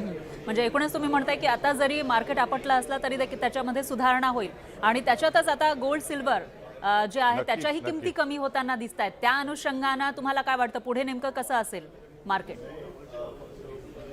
नाही, आय थिंक हे सगळे स्पेक्युलेटिव्ह आहे. बजेटवर नेहमी रिॲक्शन्स होतात आणि फायनली मार्केट करेक्शन तर होणारच. तर मी या प्राइसेसवर गोल्ड म्हणजे सोनं किंवा चांदीचे प्राइसेस किंवा आपले स्टॉक प्राइसेसवर बजेटच्या नंतर जे काही वर खालती होतात त्याच्यावर जास्ती म्हणजे एम्फोसिस देण्यात काही अर्थ नाही आहे. सर, आता एक महत्त्वाचा प्रश्न ज्याच्याविषयी नेहमी बोललं जातं ते म्हणजे रुपयाची किंमत. कारण आपण बघितलं तर इतिहासातील सगळ्यात निचांकी याच्या रेटवर पोहोचलेला आहे. रुपया 90च्याही पुढे गेलाय डॉलरच्या तुलनेमध्ये. तर अशामध्ये आता रुपया मजबूत करण्यासाठी काही तरतूद या बजेटमध्ये आहे का आणि ते आपल्याला कधीपर्यंत दिसू शकेल? याच्यात तर आपण ऑफकोर्स हे म्हणू शकतो की हा बजेट ग्रोथ ओरिएंटेड आहे. म्हणजे भारताच्या दृष्टिकोनाने पॉझिटिव्हच बजेट आहे. तर रुपयाला स्थिर व्हायला काही जास्ती वेळ लागणार नाही. आता हे आपला रुपया डॉलरच्या हिशोबाने खूपच पडला आहे. त्याच्या कारणं नुसतं बजेट नाही, बरेचसे एक्सटर्नल कारणं आहे. पण बजेटच्या दृष्टीने जे पॉझिटिव्हिटी आहे त्या अनुषंगाने रुपी नक्कीच स्टेबलाइज होईल आहे. पण ऑफकोर्स मार्केट स्पेक्युलेशन किंवा मार्केट फ्लक्च्युएशन आहे त्याला बजेटचं काही घेणं देणं नाही. आता जी एक संपत्ती बाहेरच्या देशांमध्ये आहे, अचल संपत्ती, त्याच्याविषयी सुद्धा एक महत्त्वाची तरतूद करण्यात आली आहे. ती तरतूद नेमकी काय आहे आणि त्याचा जे लोक बाहेर राहतात किंवा तिकडे जॉब करतात, घर घेतलेलं आहे, संपत्ती घेतलेली आहे, त्यांना कसा फायदा होऊ शकेल? एक तर आय थिंक जर व्यवस्थित लक्षात घेतलं की त्यांनी इन्व्हेस्टमेंट जे आपले NRIs आहेत त्यांना इन्व्हेस्टमेंटसाठी पॉझिटिव्ह काहीतरी संधी दिली आहे. एक्झॅक्ट डिटेल्स बघावे लागतील. आणि किंवा जे इंडियामध्ये आहे तरी सुद्धा त्यांनी बाहेर, मंगरुळकर सर थोडंसं थांबवते मी, जे भारतात राहतात तरी सुद्धा बाहेर काही संपत्ती घेतलेली आहे त्यांनाही हा एक दिलासा म्हणता येईल, म्हणजे त्यांनाही त्यांची संपत्ती घोषित करण्यासाठी एक चान्स दिलेला आहे असं म्हणता येईल? नाही, त्यांच्यासाठी तर पण संपत्ती घोषित करण्यासाठी चान्स तर आहेच. पण हे मेनली ज्यांचे NRIs आहे, ज्यांना इन्व्हेस्ट करायचं आहे इंडियामध्ये, त्यांच्यासाठी ही संधी जास्ती आहे. ज्यांनी आपलं इन्व्हेस्टमेंट बाहेरगावी गेलं आहे आणि त्यांना दाखवायचंच नसेल, त्याच्यात दुसरे आणखीन आपले कायदे आहे. पण याच्यात ज्यांना आपले जे NRIs आहेत त्यांना भारतात इन्व्हेस्ट करायला ही एक संधी दिली गेली आहे आणि एक पॉझिटिव्ह संधी दिली आहे. पण जी एक असं म्हणता येईल की अचल संपत्ती जी बाहेरच्या देशांमध्ये आहे त्यांनी ती डिस्क्लोज करावी यासाठी सुद्धा काही तरतुदी निर्मला सीतारामन या वाचून दाखवत होत्या. त्या फाईन डिटेल्स वाचायला पाहिजे. म्हणजे एक्झॅक्ट काय बजेटमध्ये त्यांनी डिस्कस केलं ते फायनली जेव्हा प्रिंट येईल तेव्हा मी कमेंट करता येईल आहे. सध्या तरी याच्यावर डिटेलमध्ये मला कमेंट करता येणार नाही. टॅक्स असेल किंवा इनडायरेक्ट टॅक्स विषयी सुद्धा तुम्ही सांगितलंय. मात्र एक महत्त्वाचं म्हणजे टॅक्सेशन जे करणारे आहेत त्याच्यामध्ये CA हे महत्त्वाचं पार्ट आहे आणि CAच्या इन्स्टिट्यूटसाठी आणि त्यांचा जो काही अभ्यासक्रम आहे तो सुद्धा थोडासा इझी करण्यासाठी किंवा त्याच्यामध्ये आणखी काही गोष्टींची भर घालण्यासाठी एक तरतूद करण्यात आली आहे. ती नेमकी काय आहे आणि त्याचा आपल्या भारताला कसा फायदा होईल किंवा ज्यांना टॅक्स भरायचा आहे मग ते डायरेक्ट असेल किंवा इनडायरेक्ट असेल तर त्यांना कसा फायदा होऊ शकेल? तर फायद्यापेक्षा सुद्धा पहिल्यांदाच एक वेगळी घोषणा या बजेटमध्ये केलेली आहे की CS आणि ICMA म्हणजे ICWA पूर्वीचं जे होतं ते ICWA जे डिग्री आहे ती, सो या तिघांच्याही इन्स्टिट्यूटना एक लिबर्टी दिली की त्यांनी त्यांचा करिक्युलम अशा प्रकारे छोटे छोटे कोर्सेस ड्राफ्ट करावे की जेणेकरून ते करिक्युलम पूर्ण केलेली मुलं ही वेगवेगळ्या इंडस्ट्रीमध्ये जाऊन त्याच्यामध्ये प्रेझेंटेशन करू शकतील किंवा त्यांचं लेक्चर देऊ शकतील किंवा ते एक त्यांच्या प्रकारे त्याच्यामध्ये प्रोफेशनल काही त्याच्यामध्ये कन्सल्टिंग करू शकतील. म्हणजे ॲडिशनल सो ही एक वेलकम प्रोव्हिजन आहे. कारण आजचं जर का पासिंग पर्सेंटेज आज सध्या जरी पासिंग पर्सेंटेज एक चांगलं आहे मुलं पास होण्याचं CA किंवा ICWA CS जे काय असतील ते, परंतु ओव्हरऑल जे इतर एक्झाम पाहिल्या तर त्या मानाने CAचा करिक्युलम हा जो आहे तो चॅलेंजिंग आहे लोकांच्या दृष्टिकोनातनं. सो कुठेतरी मग मुलगा एकतर पास नाही तर नापास, म्हणजे मुलगा मुलगी जो विद्यार्थी असेल तो एकतर पास किंवा नापास याच कॅटेगरीमध्ये गणला जायचा. सो अशा प्रकारचे इन्स्टिट्यूटनी जर का छोटे छोटे काही कोर्सेस डेव्हलप केले तर त्याचा फायदा त्या मुलांना नक्की होईल. जेणेकरून जर का एखादा मुलगा दुर्दैवाने फायनल परीक्षा क्रॅक करू नाही शकला म्हणजे पास नाही झाला तरीसुद्धा ह्या करिक्युलममुळे किंवा हे कोर्सेस केल्यामुळे त्याला एक एम्प्लॉयमेंटची संधी मिळेल किंवा त्याला प्रोफेशनल बेसिसवरती कुठेतरी सर्व्हिस देऊ शकेल. याच्याबद्दल क्लॅरिटी नंतर आमच्या इन्स्टिट्यूटकडनं किंवा आपल्या बजेट पूर्ण वाचल्यानंतर येईलच.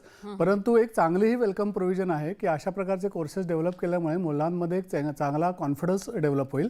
आणि म्हणजे असं एक नेहमी म्हटलं जातं की to teach is to learn many times असं आहे. सो आपण दुसऱ्याला शिकवताना स्वतः खूप अभ्यास करतो नॅचरली.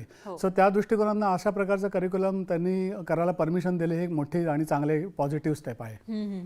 त्याच्यामुळे जे काही आपण पारंपरिक पद्धतीनं जो अभ्यासक्रम शिकत आलेलो आहात त्याच्यामध्ये काही ॲडिशनल शिकता येईल असं म्हणता येईल आणि अपग्रेडेशन सुद्धा त्याच्यामध्ये होईल. प्रॅक्टिकल अप्रोच खूप येईल त्याच्यामध्ये. म्हणजे आज वेगवेगळ्या तिन्ही कोर्सेसमध्ये आर्टिकलशिप किंवा ट्रेनिंग आहेच, परंतु ज्यावेळेला अशा प्रकारचा एखादा कोर्स येतो त्यावेळेला मगाशी म्हटलं sir to teach is to learn twice, तसं येते की तुम्हाला दुसऱ्या कोणाला तरी काहीतरी शिकवायचं आहे. म्हणजे आपलं नॉलेज हे पक्का असणं आवश्यक आहे आणि या बॅकग्राऊंडवरती मुलांचा कॉन्फिडन्स लेवल वाढेल.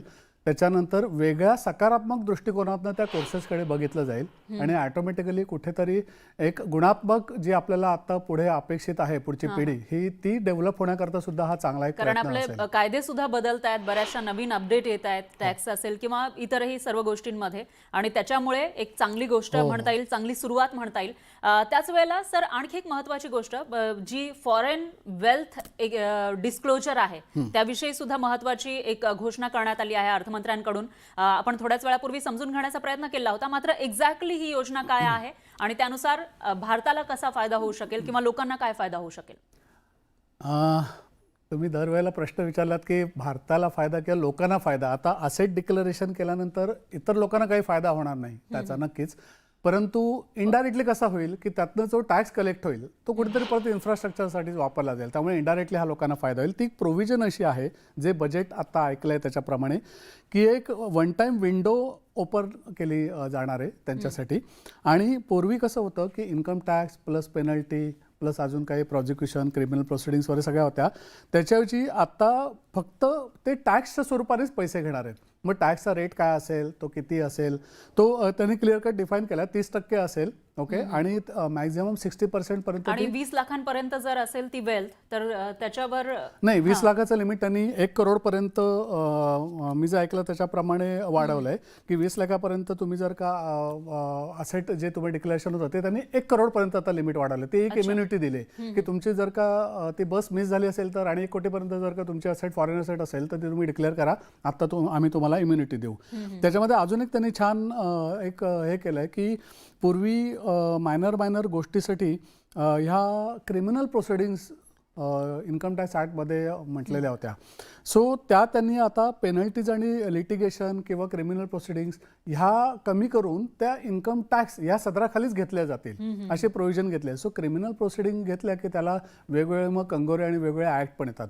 ज्यावेळेला एखादी क्रिमिनल प्रोसिडिंग येते त्यावेळेला IPC कोड पण ॲप्लिकेबल होऊ शकतो. सो एखादा म्हणजे जे मगाशी मी म्हटलं की लिटिगेशन्समुळे जर का 2% ऑफ द GDP जर का फंड स्टक होत असेल तर ती कन्सिडरेबल फिगर आहे. आणि त्या दृष्टिकोनातून लिटिगेशन्सच मुळात कमी करायची असेल तर मुळात भयमुक्तता पाहिजे, आणि भयमुक्तता हवी असेल तर सिम्प्लिफिकेशन ऑफ टॅक्स लॉ पाहिजे. आणि ह्या दृष्टिकोनातूनच आपण गव्हर्नमेंटकडे डिक्लेरेशन देऊन आपण आपला टॅक्स भरावा आणि लाईफ रिलॅक्स करावं, हा अप्रोच आत्ताचा कुठेतरी गव्हर्नमेंटचा दिसतोय. आणि त्यामुळे इथून पुढे जे लोक टॅक्स रिटर्न्स रेग्युलर फाईल करून टॅक्स भरतील त्यांचं लाईफ हे खूप सुकर आणि कम्फर्टेबल असेल. इनफॅक्ट थोडंसं ॲड करतो याच्यामध्ये, आत्ताची जर का तुम्ही जनरेशन बघाल सॅलरीवाले तर त्यांच्याकडे तुम्ही साधं ऑटोचं पेमेंट करायचं असेल किंवा बिस्लरी बॉटल एक बॉटलसाठी वॉटर बॉटलसाठी सुद्धा का पेमेंट करायचं असेल तर लगेच ते QR कोड स्कॅन करतात. ओके, सो प्रत्येक फंड हा त्यांचा बँक थ्रू रूट होतोय. हेच गव्हर्नमेंटला कुठेतरी एक्सपेक्टेड आहे.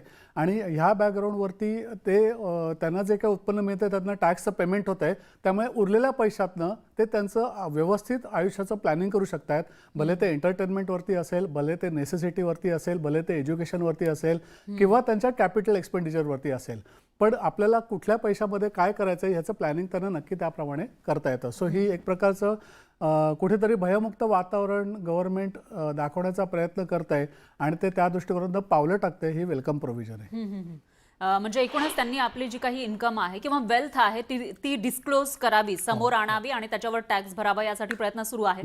पण सर आता मी थोड्या वेळापूर्वी मंगरुळकर सरांना सुद्धा हा प्रश्न विचारला होता, पण आता जी अपडेट माझ्याकडे आहे त्यानुसार आधी तर 300 अंकांनी आपटलेला होता शेअर मार्केट, मात्र आता तो 800 पेक्षाही जास्त अंकांनी खाली आल्याचं दिसतंय. तुम्हाला काय वाटतं? म्हणजे तुम्ही तसं टॅक्सेशनमध्ये माहीर आहात, पण जे काही परिणाम आपल्याला आज या शेअर मार्केटवर दिसत आहेत ते नेमके का दिसत असतील असे? मुळात शेअर मार्केटच्या काहीतरी एक अपेक्षा असतात आणि त्या असं म्हणणं योग्य आहे की नाही माहिती नाही, पण त्या अवास्तव असतात. आणि कुठली तरी गोष्ट जसं लहान मुलाला मिळाली नाही की तो आजच्या बजेटमधून काय अपेक्षा होत्या? आजच्या बजेटमधून ज्या काही अपेक्षा होत्या त्या म्हणजे कॅपिटल गेन वरती डिडक्शन वाढावं, त्याच्यानंतर कॅपिटल गेनचा रेट ऑफ टॅक्स आहे तो कुठेतरी अजून सिम्प्लिफाईड होईल, ओके, असं अपेक्षित होतं. त्याच्यानंतर पण मुळात तुम्ही जर का विचार केलात ना तर नॉर्मल रेट ऑफ टॅक्स जर का 30% असेल, ओके, किंवा 5, 10, 15, 20, 25 आणि 30% या स्लॅबमध्ये असेल तर मुळात कॅपिटल गेनवरचा टॅक्सच 12.5% आहे. ओके, म्हणजे तुमच्या एक गोष्ट लक्षात आली असेल की इतर म्हणजे आधीच तो कमी केला हां, मुळात 30% टॅक्स हा जनरल इन्कमला आहे आणि कॅपिटल गेनवरती जर का 12.5% असेल तर मुळातच जर का तो अर्ध्यापेक्षा कमी असेल तर ह्याच्यापेक्षा सुद्धा कॅपिटल गेनवरचा टॅक्स कमी होणं ही थोडीशी आपण एक अवाजवी कुठेतरी अपेक्षा मार्केटची असेल असं म्हणू शकतो. पण माझ्या दृष्टिकोनातनं STT जो त्यांनी आता लावला आहे ऑप्शन आणि डेरिव्हेटिव्हजवरती तो, आणि प्रत्येक सेक्टरला जे काही त्यांना अपेक्षित असेल त्याप्रमाणे मिळालं नसेल. मी थोडंसं मागे जाऊन असं म्हणेन की 1.5 ते 2 महिन्यापूर्वी मार्केट रेग्युलर 400 पॉईंटने वाढत होतं, 500 पॉईंटने वाढत होतं, एक दिवस 550 पॉईंटने वाढलं. त्यावेळेला कुठे बजेट होतं? त्यावेळेला बजेट नव्हतं, तरी पण मार्केटच्या सेंटिमेंट्स त्या होत्या. आज मार्केटच्या सेंटिमेंट्स हे आत्ता जे सेल प्रचंड प्रमाणात केला जातो ते कुठल्या तरी अपेक्षेने होल्ड केलेलं असतं की ह्या सेक्टरमध्ये काहीतरी होईल आणि म्हणून मग हे शेअर्स होल्ड करून ठेवायला पाहिजेत. वेगवेगळ्या हल्ली फायनान्शियल कन्सल्टंट्स म्हणण्यापेक्षा फायनान्शियल ग्रुप्स असे अनेक असतात की ज्याच्यावरती तुम्ही ऑटोमोबाईलचे शेअर घेऊन ठेवा, मग तुम्हाला तिथे काहीतरी बजेटमध्ये घोषणा होण्याची शक्यता. मग आता ऑटोमोबाईलमध्ये काही दिसलं नाही की ते शेअर लगेच सेल आउट केले जातात. असं सगळ्या सेगमेंटमध्ये ज्यावेळेला इफेक्ट होतो त्यावेळेला कुठेतरी तो इंडेक्सच्या स्वरूपाने खाली जाणाऱ्या स्वरूपाने दिसतो. सो ही फार काही सेंटिमेंट फार काळ राहील असं नाही वाटत आहे मलाही. त्याच्यामध्ये एक स्टॅबिलिटी बजेट आलं क्लिअर कट, त्याच्यामधल्या पॉलिसीज क्लिअर. इनफॅक्ट आज मॅटवरती एक चांगली प्रोव्हिजन कॉर्पोरेट टॅक्समध्ये आले की आता इथून पुढे मॅटचा टॅक्स हा फायनल टॅक्स. ओके, मग मॅट म्हणजे मिनिमम अल्टरनेट टॅक्स एक आहे, त्याचा सर्वसामान्य माणसांची फार संबंध येत नाही. पण ती प्रोव्हिजन एक वेलकम प्रोव्हिजन आहे असं म्हणू की तो एक परत कम्प्लायन्सेस इझी करण्याचा मार्ग आहे. ओके, त्याच्यावरती मी आता इथे जास्त भाष्य करणार नाही कारण डिटेल प्रोव्हिजन वाचल्यानंतरच सांगू शकेन, पण ती एक चांगली प्रोव्हिजन. सो अशा प्रकारचं मार्केटच्या सेंटिमेंट ज्या आहेत त्या एक कुठेतरी मुळात आज इतक्या वर्षामध्ये पहिल्यांदा रविवारी मार्केट उघडलं आहे बजेटच्यामुळे. आपण या गव्हर्नमेंटमध्ये बऱ्याच वेगवेगळ्या गोष्टी अनुभवल्या, त्यातली ही एक गोष्ट आज अनुभवते की रविवारी सकाळी सगळे लोक रेग्युलर ऑफिससारखं वर्क करतायत आणि बजेटकडे लक्ष देऊन ऐकतायत. सो ह्या बॅकग्राऊंडवरती आज मार्केट पण चालू ठेवलेलं आहे आणि मग कुठेतरी अपेक्षा फुलफिल नाही झालं की कुठेतरी त्याचा सेगमेंट कोणी आज तुम्ही बघाल तर सोलरला त्यांनी खूप चांगलं बजेटमध्ये कव्हर केलंय. सोलरचे शेअर बघत असाल कोणीतरी तर सोलरचे शेअर वाढलेले असतील. सो आपण सेगमेंट वाईज जर का बघितलं तर कुठेतरी प्लस असेल कुठेतरी मायनस असेल. तर त्यामुळे फार काही त्याच्यामध्ये 800 पॉईंटने पडलं तरी काळजी करायचं कारण नाहीये, घाबरून जाऊन तर विकण्याचं काहीच कारण नाहीये. मग याच्यामध्ये होल्ड करून ठेवणं महत्त्वाचं आहे असा सल्ला तुम्ही देताय. बरं, याच्यामध्ये तुम्ही आता मॅटचा उल्लेख केला आणि जेव्हा आपण भाषण ऐकत होतो बजेटचं त्यावेळेला निर्मला सीतारामन टॅन आणि पॅन विषयी काहीतरी बोलत होत्या. पॅन कार्ड हे ऑलमोस्ट सगळ्यांकडे असतात आणि त्याच्यावरून आपण टॅक्स वगैरे याच्यासाठी वापरत असतो. पण जे टॅन कार्ड आहे ते नेमकं काय असतं आणि आत्ताच्या या बजेटमध्ये याविषयी काय तरतूद करण्यात आली आहे? त्याच्यामध्ये प्रोव्हिजन अशी आहे की ज्यावेळेला तुम्ही एखादी असेट परचेस करता तर आणि ती जर का एखाद्या म्हणजे आपण असं बघा एक पूर्वी मनुष्य रेसिडेंट होता, आता तो नॉन रेसिडेंट आहे आणि तो नॉन रेसिडेंट असल्यामुळे त्याला इथे काही टॅक्स लागत नाही. पण ज्यावेळेला तुम्ही त्या नॉन रेसिडेंट माणसाकडनं एखादी प्रॉपर्टी भारतामध्ये खरेदी करता त्यावेळेला त्याच्यावरती TDS कट करायचा आहे. ओके, तर तो TDS कट करताना त्या माणसाला टॅन नंबर घ्यायला लागायचा. पॅन नंबर म्हणजे परमनंट अकाउंट नंबर आणि टॅन नंबर म्हणजे tax deduction account number. Okay, so त्या एका ट्रान्झॅक्शनसाठी त्या RCCला टॅन नंबर घ्यायला लागायचा. सो ती प्रोव्हिजन आता त्यांनी काढून टाकली आणि टॅन नंबर घेण्याची आवश्यकता नाही. आता पॅन बेसच तुम्ही ते रिटर्न फाईल करू शकता. ही परत एक कम्प्लायन्सेस ईज करण्याच्या दृष्टिकोनातून त्यांनी घेतलेली स्टेप आहे. So this is welcome move. आणि आता सामान्य माणसाच्या दृष्टीनं विचार करायला गेलं तर जरी डायरेक्ट टॅक्समध्ये तेवढं काही दिलासा मिळालेला नाहीये, जो काही आहे तो मागच्या वर्षी दिलेला होता. पण जे इंधन आहे त्याच्यामध्ये पेट्रोल डिझेल असेल किंवा आता CNG बायोगॅस याच्यावर कुठेतरी थोडासा एक दिलासा देण्याचा प्रयत्न करण्यात आला आहे CNG आणि बायोगॅस. पण ओव्हरऑल इंधनवर काही दिलासा मिळण्याची शक्यता आहे का या बजेटनंतर? नाही, आता तरी तशी क्लॅरिटी नाही आहे. आणि इथून जर का तुम्ही बघाल पुढे तर तसंही मार्केटमध्ये ज्या गाड्या आता येत आहेत त्या पेट्रोल ह्या किंवा डिझेलवरती कमी असून इलेक्ट्रिक कार आणि CNG वरच्याच मोस्टली येत आहेत. आणि या बॅकग्राऊंडवरती CNG आणि बायोगॅसवरतीच त्यांना कॉन्सन्ट्रेट करणं अपेक्षित आहे, कारण पेट्रोलमध्ये आपलं बरंच फंडिंग फॉरेन याच्यामध्ये जात आहे डॉलरच्या रूपाने सुद्धा. आणि त्या बॅकग्राऊंडवरती बायोगॅस आणि CNGवरती त्यांनी कन्सेशन दिलेलं योग्य वाटतं आहे, कारण त्याचंच त्यांना पुढे प्रमोट करायचं आहे प्रॉडक्ट. आणि त्या दृष्टिकोनातनं इनडायरेक्टली कुठेतरी फक्त ह्या बॅकग्राऊंडवरती CNG आणि बायोगॅसला बेनिफिट देताना कुठेतरी त्या गाड्यांना ऑटोमोबाईल सेक्टरमध्ये त्या कुठेतरी बेनिफिट दिला असता तर कदाचित लोकांसाठी ते सुखकर झालं असतं. आज जर का तुम्ही बघाल तर पेट्रोलची गाडी घ्यायला जर का तुम्ही गेलात आणि इलेक्ट्रिक गाडी घ्यायला जर का गेलात तर दोन्ही गाड्यांमधला जो कॉस्टचा जो फरक आहे, किंवा CNG गाडी घ्यायला गेलात तर त्याचा कॉस्टमधला जो फरक आहे ना तो कन्सिडरेबल आहे. त्यामुळे काही लोक अजूनही प्रेफर पेट्रोलची गाडी करतात. सो ह्या दृष्टिकोनानं कुठेतरी त्यांनी इलेक्ट्रिक कार्स किंवा गॅसवरच्या ज्या गाड्या CNGवरच्या ह्यांना कुठेतरी सबसिडीच्या रूपाने म्हणा किंवा काही बेनिफिट देऊ शकले असते तर थोडासा एक इनडायरेक्टली चांगला, तुम्ही म्हणता तसं सामान्य लोकांना आणि याचा फायदा झाला असता. सर, आता आपण टॅक्स विषयी किंवा टॅक्स रिटर्न भरण्याविषयी थोड्या वेळापूर्वी मी बोललेले होते. त्याच्यामध्ये जो काही 2025 मध्ये बदल करण्यात आले होते, जी घोषणा करण्यात आली होती त्या बजेटमध्ये 2025-26च्या, ते आता 1 एप्रिल 2026 पासून लागू होणार आहे. आणि आपल्याला रिटर्न करायची जी तारीख आहे 31 जुलै ही नेहमी असते डायरेक्ट टॅक्स जे भरतात त्यांच्यासाठी. तर याच्यामध्ये काही बदल झालेले आहेत का, आणि ही प्रक्रिया नेमकी आता पुढे कशी चालेल? त्याच्यामध्ये त्यांनी एक प्रक्रिया अशी केली की जो इंडिव्हिज्युअल म्हणजे मुळात जे काही सेगमेंट जे नोकरी पेशा लोक आहेत, नोकरी असं नाही, बिझनेसमध्ये सुद्धा इंडिव्हिज्युअल आहेत, त्यामुळे नोकरी पेशा असा विषय नाहीये.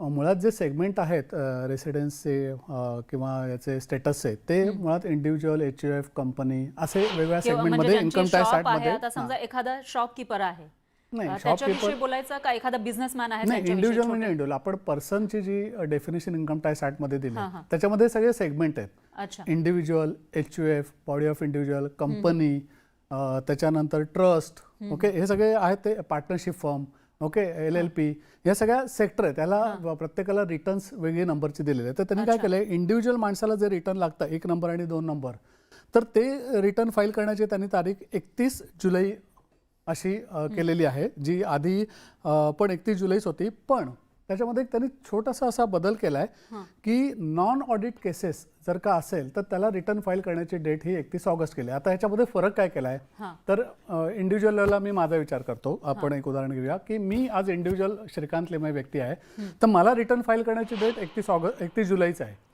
पण मी जर का एखाद्या संस्थेमध्ये पार्टनर असेल, ओके, तर आणि त्या फर्मला ऑडिट नसेल, ओके, तर त्या फर्मचं रिटर्न फाईल करण्याची डेट ही 31 ऑगस्ट केली. ओके, आणि ह्याची जी ऑडिटवाल्यांची जी डेट असते ती 31 ऑक्टोबर आहे.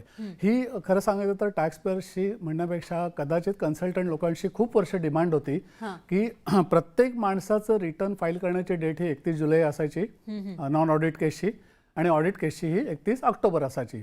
तर ह्या बॅकग्राऊंडवरती असं व्हायचं की संपूर्ण जे ऑडिटवाले किंवा नॉन ऑडिटवाले, म्हणजे माझ्यासमोर तुम्ही रिटर्न भरायला आलात तरी तुमची डेट 31 जुलैच, आणि पार्टनरशिप फर्म ज्याला ऑडिट लागत नाही त्याची सुद्धा डेट 31 जुलै. सो वेटेज कोणाला द्यायचं हाही एक प्रश्न पडायचा, आणि गर्दी सुद्धा होती, आणि गर्दी व्हायची. मग दरवेळेला ती डिमांड, आणि मग वेगवेगळ्या ऑर्गनायझेशन परत फायनान्स मिनिस्ट्रीकडे जायच्या, डेट एक्सटेंड करा. त्याच्यामुळे अजून एक असा समज लोकांचा झाला होता की डेट वाढली नाही तरी लोक सो मोठंच आमच्याकडे फोन करून असंच विचारायचे काय साहेब डेट वाढले ना, म्हणजे डेट वाढली नसून सुद्धा असंच ते गृहीत धरायचे की डेट वाढणारच. सो ह्या बॅकग्राऊंडवरती कुठेतरी एक भार हलका करणं डाटा सेंटरवरती असेल, चाहे त्या कन्सल्टंटवरती असेल, चाहे त्या लोकांवरचा असेल, प्रेशर कमी करण्यासाठी असेल. सो 31 जुलै ही डेट आता इंडिव्हिज्युअल रिटर्नसाठी जे फॉर्म नंबर 1 आणि 2 स्पेसिफिकली सांगतोय, फॉर्म नंबर 1 आणि 2 मध्ये जे रिटर्न फाईल करतील त्यांना ती डेट 31 जुलै ठेवली. अदर दॅन इंडिव्हिज्युअल जे लोक असतील आणि जे इंडिव्हिज्युअल रिटर्न 1 आणि 2च्या व्यतिरिक्त दुसऱ्या नंबरमध्ये भरत असतील, 2, 3, 4 मध्ये, त्याला वेगवेगळे नंबर आहेत त्याच्यामध्ये, तर त्या केसमध्ये त्यांना डेट 31 ऑगस्ट असेल, आणि ऑडिटच्या केसेसना ती डेट 31 ऑक्टोबर असेल. सो आता 3 सेगमेंटमध्ये वेगळ्या वेगळ्या लोकांनी कव्हर आहे. म्हणजे आता इथून पुढे प्रॅक्टिकली सांगायचं तर आमच्याकडनं फोन जे आमच्या फर्ममधनं जातील ते इंडिव्हिज्युअल लोकांना प्रॉमिनंटली जातील की तुमची डेट 31 जुलै आहे. मग जे आमच्याकडे पार्टनरशिप फर्म असतील किंवा वेगळ्या इतर ऑर्गनायझेशन्स असतील की ज्यांना 31 जुलै डेट लागत नाही आहे, त्यांना आम्ही कदाचित ऑगस्टच्या पहिल्या आठवड्यामध्ये बोलवू शकू आणि एक हॅसल फ्री किंवा करेक्ट फायलिंग ऑफ रिटर्न, म्हणजे शेवटच्या घटकेला आलेत म्हणजे एकाच वेळेला सगळ्यांची गर्दी होणार नाही गर्दी असं होणार नाही आपल्याला आणि चुकीचं रिटर्न फाईल करून रिवाइज रिटर्न फाईल करा किंवा अपडेटेड रिटर्न फाईल करा. ओके, ही गोष्ट होणार नाही. जी अपडेटेड रिटर्न ही गेल्या वर्षी बजेटमध्ये आलेली जी एक प्रोव्हिजन होती ती. आणि याच्यामध्ये एक महत्त्वाचा प्रश्न जे तुम्ही इंडिव्हिज्युअल विषयी सांगितलं, त्यामध्येच जे इंडिपेंडंट वर्कर असतात, ते स्वतंत्र काम करतात, त्याच्यामध्ये इंडिपेंडंट जर्नलिस्ट असतील किंवा इतरही व्यक्ती जे असं म्हणता येईल की बाहेरून काम करत असतात, कोणत्याही ऑर्गनायझेशन सोबत नसतात, तर त्यांच्यासाठी नेमकी काय तरतूद आहे, ते कशा पद्धतीने आपला टॅक्स फाईल करू शकतात? म्हणजे तुम्हाला थोडक्यात प्रोफेशनल सर्व्हिस कॅटेगरीमध्ये कव्हर करायचं आहे. नाही, त्याच्यामध्ये मी आता सांगितलं तसंच की जर का त्याची पार्टनरशिप फर्म असेल, म्हणजे समज 2-3 लोक एकत्र येऊन त्यांनी पार्टनरशिप फर्म फर्म नाही, एखादी व्यक्ती बाहेरून काम करत असेल, म्हणजे कोणत्याही मी ऑर्गनायझेशन सांगतो ना, मी त्या मुद्द्याकडे येतो. म्हणून तर की म्हणजे अदर दॅन इंडिव्हिज्युअल 31 ऑगस्ट आता क्लिअर फ्रीलान्स बेसिसवर झालं. फ्रीलान्स बेसिसवरती जो मनुष्य तो इंडिव्हिज्युअल बेसिसवरती काम करतोय. ओके, सो त्याचं रिटर्न हे 31 जुलै पूर्वीच जाणार. म्हणजे जर का एखादा मनुष्य आज HR चं काम करतोय, HR कन्सल्टिंगचं, आणि तो इंडिव्हिज्युअल बेसिसवरती करतोय, तर त्याचं रिटर्न हे 31 जुलैला जाणार जर त्याला ऑडिट ऍप्लिकेबल होत नसेल तर. त्यामुळे हा सर्वसामान्य माणसाला ज्याला ऑडिट नाही, माणसाला, परत मी शब्द वापरतो, सर्वसामान्य माणसाला ज्याला ऑडिट नाही त्याला 31 जुलै डेट हीच राहणार. लिमये सर, तुम्ही सोप्या शब्दांमध्ये सामान्य माणसाला, जे आपले प्रेक्षक आता आपल्याला बघतायत, त्यांना या बजेटमधून नेमकं काय मिळालेलं आहे, काय मिळू शकतं आणि तरतुदी काय काय आहे ते समजावून सांगण्याचा प्रयत्न केला आहे. धन्यवाद. तुम्ही न्यूज 18 मराठीच्या प्रेक्षकांसोबत संवाद साधला आणि स्टुडिओमध्ये आलात त्याबद्दल. आणि यासोबतच आपल्याला या बुलेटिनमध्ये थांबायचं आहे का छोट्याशा ब्रेकसाठी. मात्र कुठेही जाऊ नका, पाहत रहा न्यूज 18 मराठी.